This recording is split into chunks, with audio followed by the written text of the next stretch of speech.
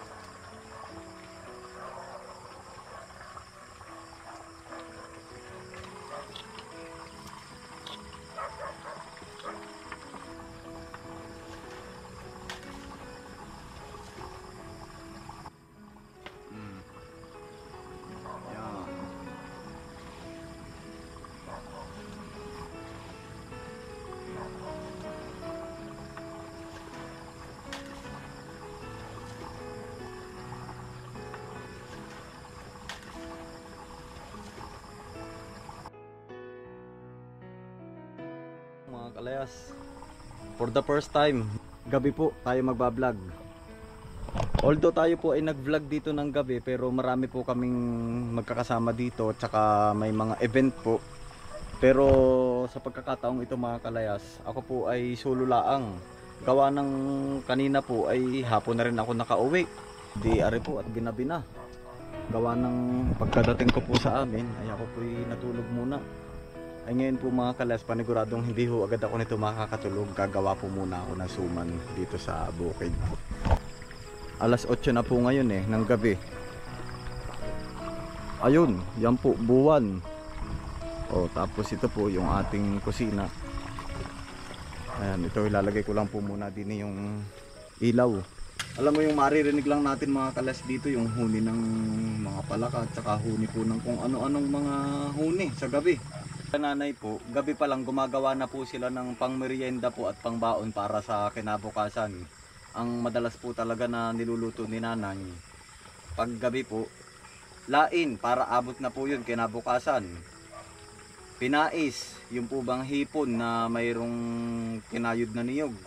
Awang ko lang po kung anong tawag po nun sa iba. Yung po bang nilalagyan ng kamamba. Tsaka suman, yan po yung mga madalas na gabi po ginagawa ni nanay para kinabukasan fresh na fresh po yung mga baon po namin sa school, baon po ni na kuya. Dito ko na po babalatan yung balinghon.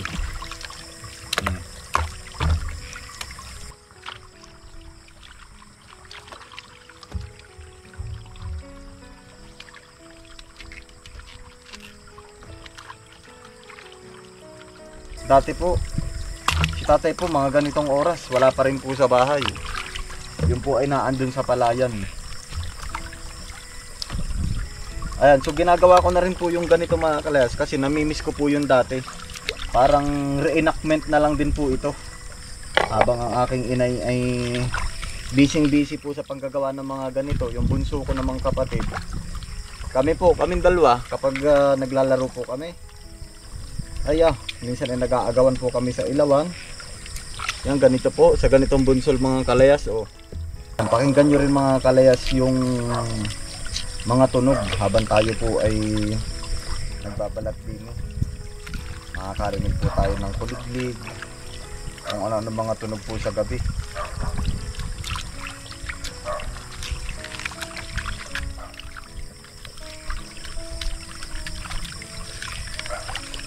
Ganda na rin balinghoy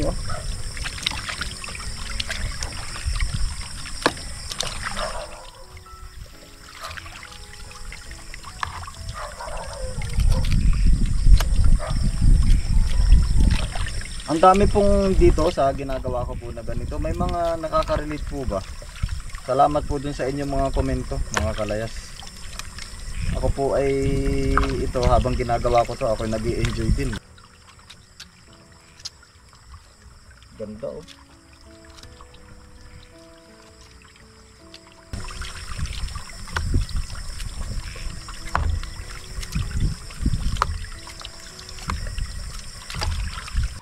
Ito, madami-dami din to mga kalayas pag nagawa natin itong suman.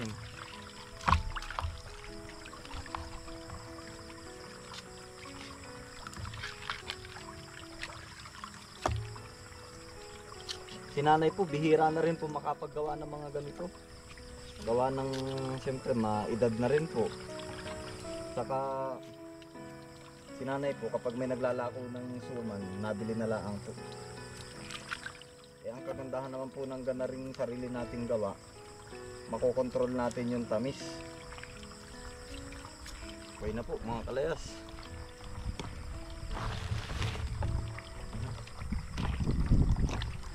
Marami-rami na po aring suman.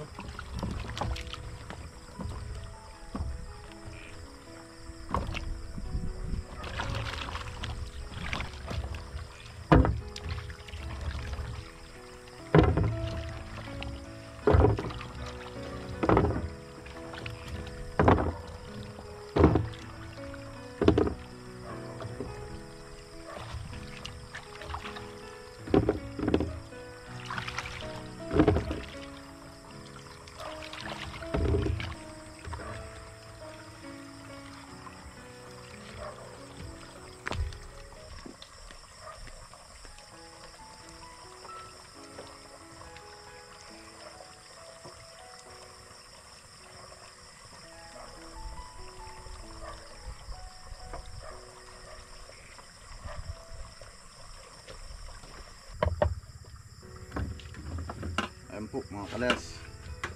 Ito dating gawi po. Magyayadyad na po uli. Sabi nga sa iba ay magyayaryar. Dini po sa amin ay mag-iilaid.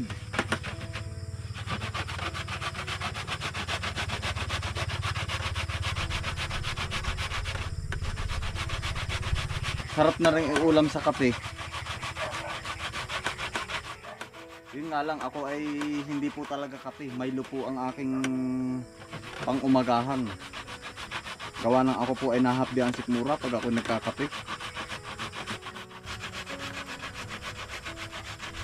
Dati po nung kami kanliliitan pa ay palibasa nga po ay dati wala namang cellphone at saka internet. Wala rin kuryente. Adi ganito po. Kinabukasan meron na talagang mamimerienda. Gawa ng ganito lang po ang mga libangan po dati. Yan, tulad yan, oh. Naririnig niyo po ba yung palaka?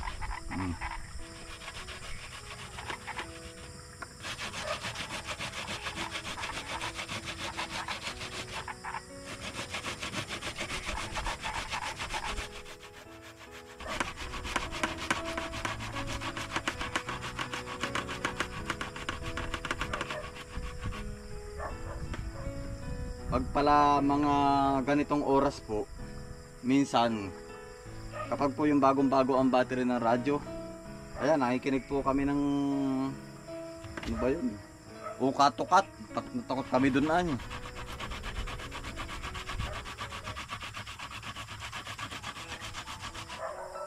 Kaya pag ako natutulog dati mga kalayas, laging may kahon sa likod ko. Para akong hindi nakakatulog kapag walang kahon. Gusto ko lagi nakadikit yung likod ko sa dingding, nakadikit sa kahon o sako. Para mampakiramdam ko lagi may kukuhit po sa likod ko. Ay mga bata nga, ay ngayon naman po ay ako hindi na takot sa mga ganito. Mga pambata lang po yun. Sa kagawa nga po nung ukat-ukat ay gabi ng lagi. Ayun, isa pa pala yun.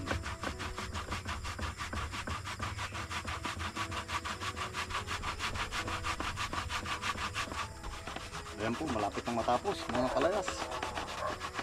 Pipigain na lang po are pagkatapos para hindi po siya mapait. Setting ko lang are mga kalayas.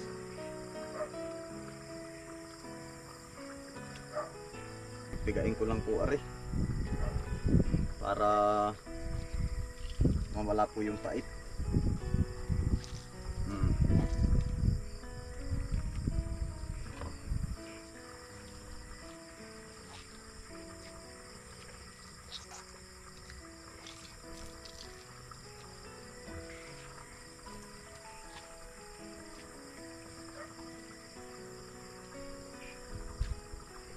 Ay kinakamay lang mga kalayas. Tayo naman ay malinis po ang kamay. Pero tigalaan naman po, paghahalo po mamaya ay ako'y mag-gloves.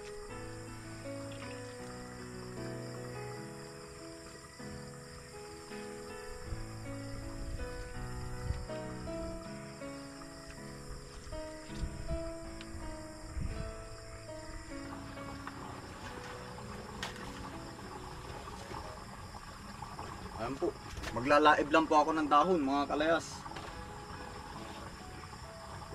Ito po ay para hindi po mapunit yung dahon kaya nilalaib.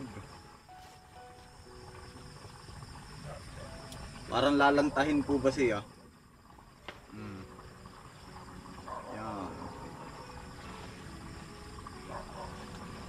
Ito daw pong ganitong dahon ay anong mahal sa ibang bansa ay. Big deal pala yung ganito.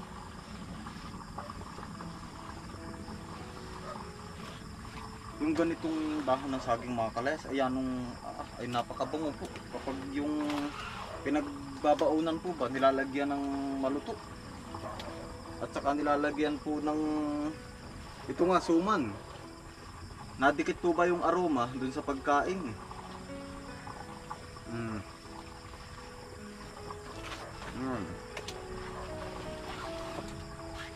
Kami naman dati, nung bunso kong kapatid, habang si nanay ay nag-iilaid, nagyayadjad po ng balinghoy. Kami po ay marunong na magganito. Ayan, idinadangdang lang po sa apoy. Dinadarang.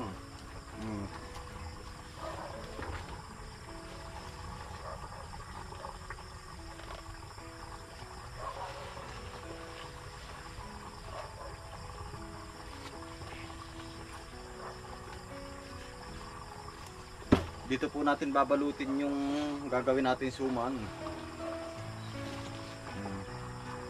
Pupunasan ko lang po muna mga kalayas.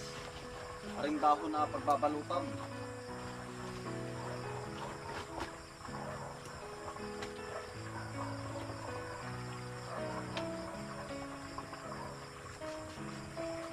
Kakayasin lang po natin yung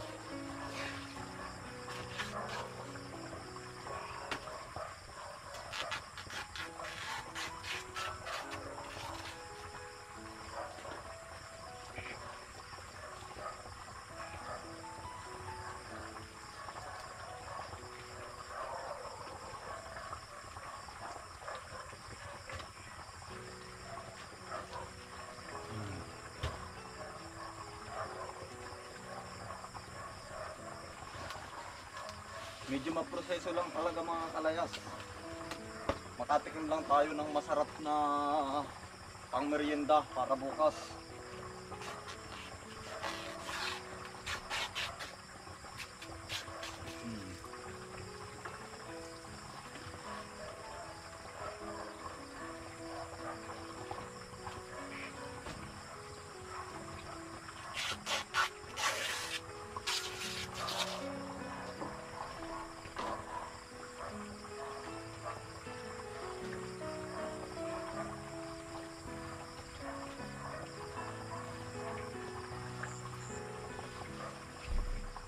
Ito na mga kalayas, yung nakuha ko pong dahon.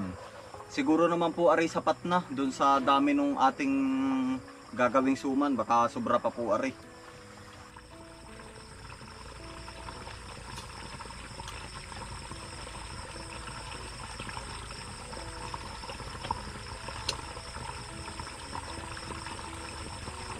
Okay na po siguro to. Ayan o, ang init na agad.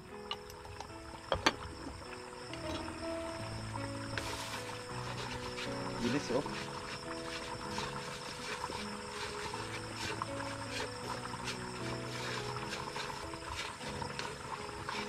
Bilis oh, sunod agad.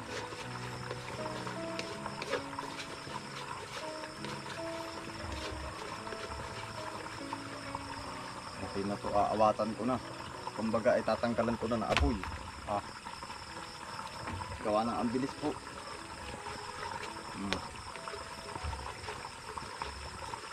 Lalagyan ko lang po ng kaunting tubig, gawa ng titigas yan.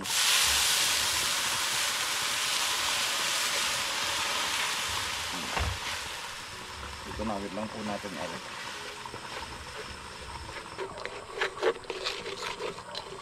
Ulit po ha, tayo po ay hindi eksperto. Iba-iba po tayo ng pamamaraan ng pagluluto. Okay na po mga kalayas, saring ating arnibal.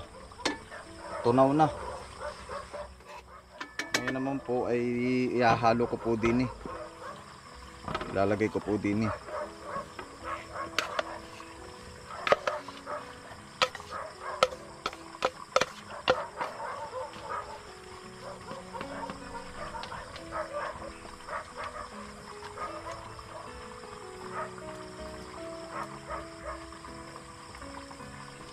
Yan.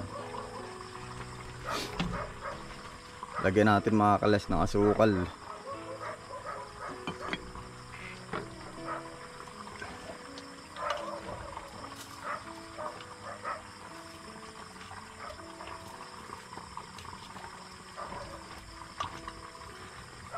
Basta pagdating po mga kalas sa panglasa, optional po yan. Depende po sa inyo kung gaano katamis yung gusto nyong gawin. Ako naman mga kalayas, mas prepare ko po yung sakto lang yung lasa. Kasi si airpot po, minomonitor ko po yung sugar na airpot gawa ng taasin po. Talagang sinatsaga ko po na gawa ng bumili po si tatay ng pag-monitor po ng sugar, yung 1 top ba yun. So kaya ang gagawin ko na lang po dito, yung hindi po sobrang tamis. Para kung sino man po yung kakain, pwedeng sila na lang po yung maglalagay ng asukal o gatas.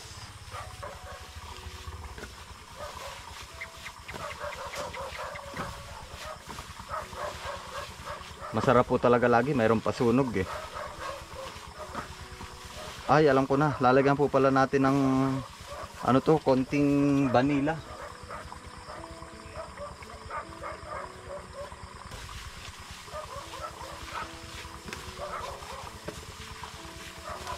Masarap sana nito mga kalas, lalagyan ng buko, kaya lang gabi na rin po tayo eh. Hindi na po tayo makakuha dun sa area number 2.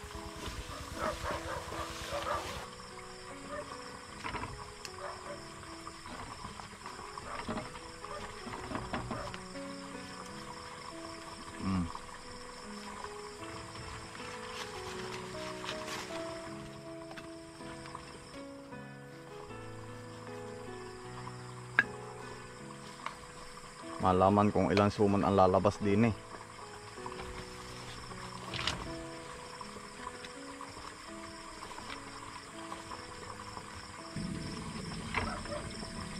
Ayan, isang yapos na oh.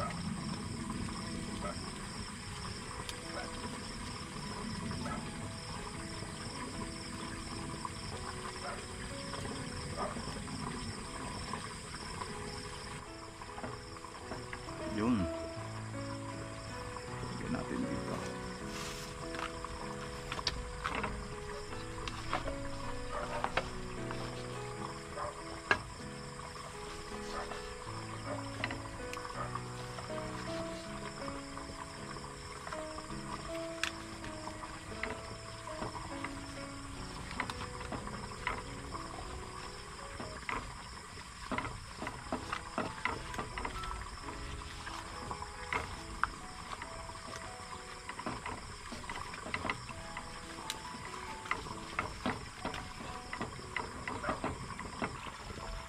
Yan. Last na po ari mga kalayas. Medyo nilakayan ko na lang po itong mga suman gawa ng medyo gagabihin na po ako. 10 oras na rin po ng gabi. Ilulutuin pa po natin ari.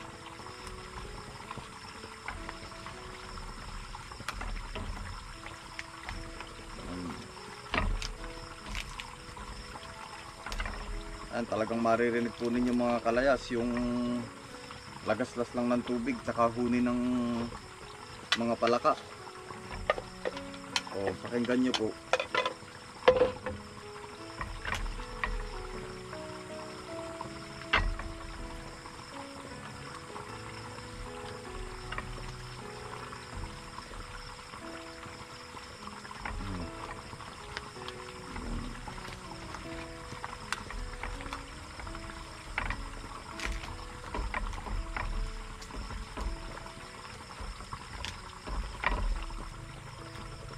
Okay. 2 3 4 5 6 7. Ay, eksakto lang din eh. Sasalang na po natin na rin ating steamer.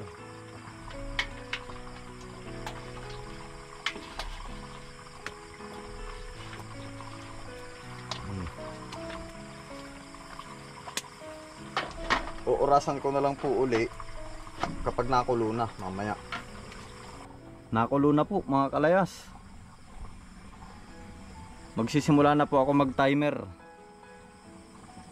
Siguro gawin ko mga 40 minutes. Baka naman luto na yan mga kalayas. Papakita ko lang sa inyo mga kalayas ang paligid habang tayo po ay nagpapakulo. Ganito po dito. Ayan, actually meron po akong nabili na sa Lazada na flashlight. Maganda at maliwanag. Malayo ang abot. Yan. Kitang kita po ang palayan. Ari po yung ating fish pond. Tingnan natin kung anong itsura na yung mga tilapyang yan pag natutulog. Yung pala ay kanya-kanyang kita po ba ninyo? Pakiramdam ko para akong bumalik dun sa dati eh. May mga ganitong ilawan, ganitong lutuan. At ito rin yung ginagamit dati ni inay na lutuan. Pakinggan nyo yung lagaslas ng tubig mga kaleso, nakaka-relax.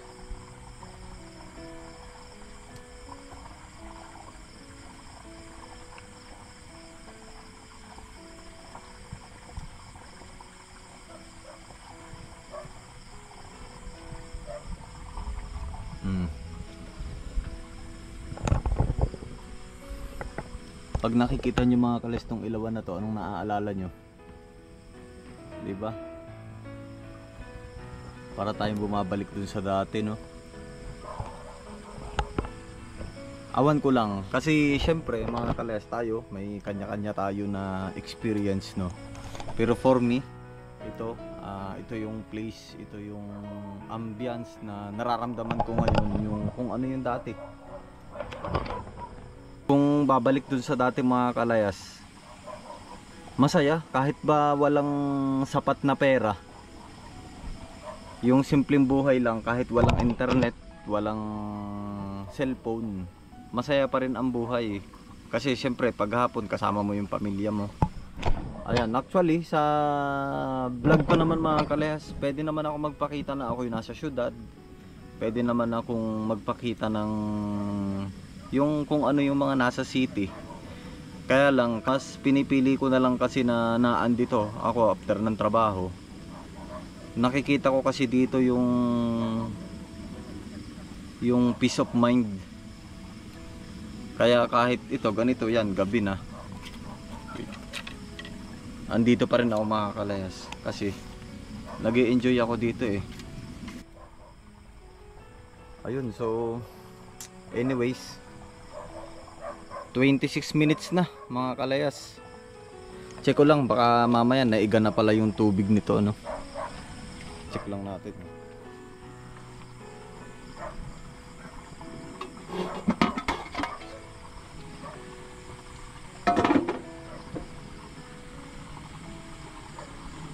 Ayun, may tubig pa naman.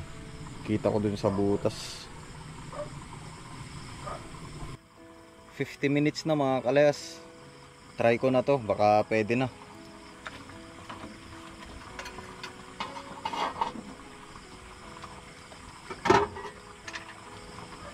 Sakaling pwede na to.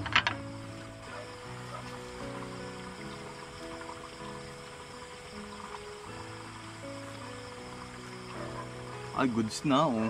Ari po yung malaki ang aking kinuha. Ay mga kalayas oh. Goods na po. Pwede na. Food review tayo mga kalayas. Dito sa niluto natin. Ano lang mga kalayas honest review lang to. Kasi ako, sinasabi ko talaga kung ano yung niluto ko ba mga kalayas, kung kulang sa asukal, kung matigas ba yung texture o ano. Like nung nakaraan na video po natin, sinabi ko yung texture. Saka mamaya mga kalayas, gayahin nyo yung niluluto ko, tas sabihin ko ang sarap, pero hindi naman pala. Pero ito mga kalayas, tikman natin.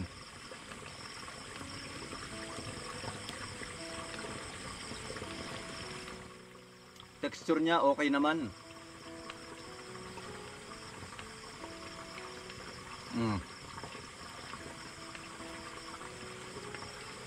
Ayos.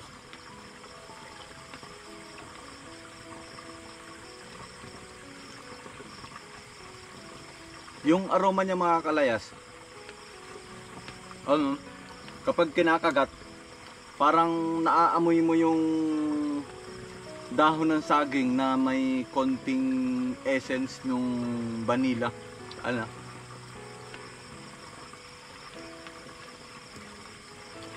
Yung vanilla hindi naman ho ganun katapang.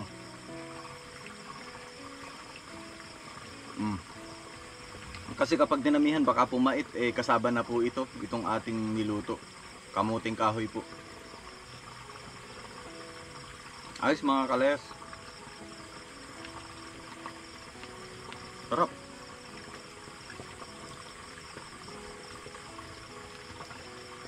Lalo na siguro kung mayroon tong buko, kaya lang gabi na tayo kaya hindi na tayo nakakuha. Ayos na. Tamang-tama to sa kape at saka Milo.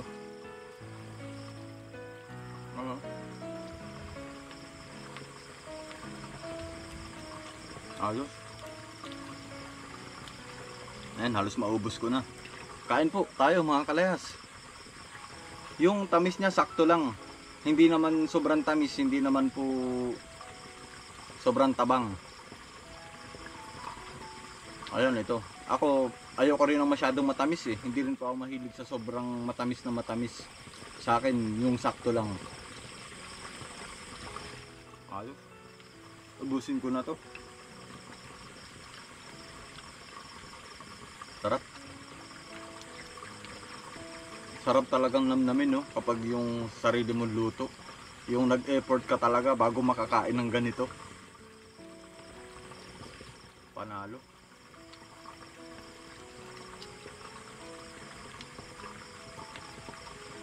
Yun lang mga kalayas. Ilang minutes na to? Ayan. 1 oras na po. Pwede na to. Tatanggalan ko na to ng baga at baka mamaya ay masulog naman itong ating kusina. Yun, maraming salamat po sa inyong walang sawang pagsuporta sa aking munting channel. Ingat po kayo palagi mga kalayas, saan man po kayo naroon. Ang ating kubo. Yan, saka kusina.